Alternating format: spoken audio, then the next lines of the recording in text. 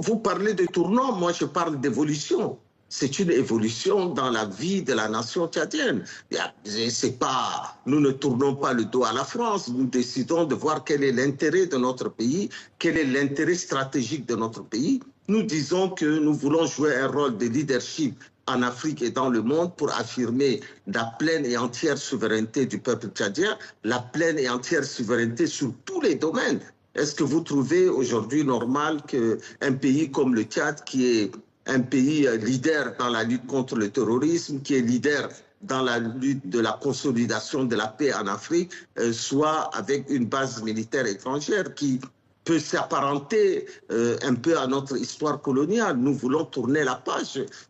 Nous ne le faisons pas contre quelqu'un, nous le faisons pour le peuple tchadien. Mais tout d'abord, je vous rassure, il n'est pas question d'amener un autre partenaire qui va remplacer. Parce qu'on parle beaucoup des Émirats arabes unis ou encore de la Russie. Non, bon, tout le monde a le droit de spéculer comme il veut. Nous, on ne va pas affirmer notre souveraineté en refusant la base militaire française et ramener une autre armée qui sera présente sur le territoire. Je peux vous assurer... Donc ce n'est pas une piste envisagée par les autorités de N'Djamena, c'est ce que vous dites bien ce soir. Le président Mohamed Idriss Déby a pris cette décision depuis longtemps. Il s'est engagé auprès du peuple tchadien et c'est un homme jaloux de la souveraineté de son pays et il n'acceptera plus aucune base militaire étrangère sur son territoire.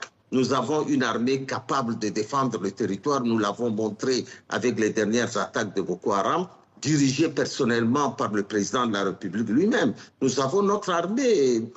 Pourquoi les gens s'étonnent que nous disons qu'on ne veut plus de bases étrangères sur notre pays? Je suis étonné de cet étonnement. Chaque pays est libre et souverain de prendre ses décisions. Il n'y a aucune coordination, pas à mon avis en tout cas, mais il n'y a aucune... Est-ce que nous avons besoin d'une concertation pour affirmer notre souveraineté? Absolument pas. Le Sénégal est un État souverain et d'ailleurs la classe politique sénégalaise a montré depuis longtemps son désir de souveraineté bien avant que le Tchad ne prenne cette décision.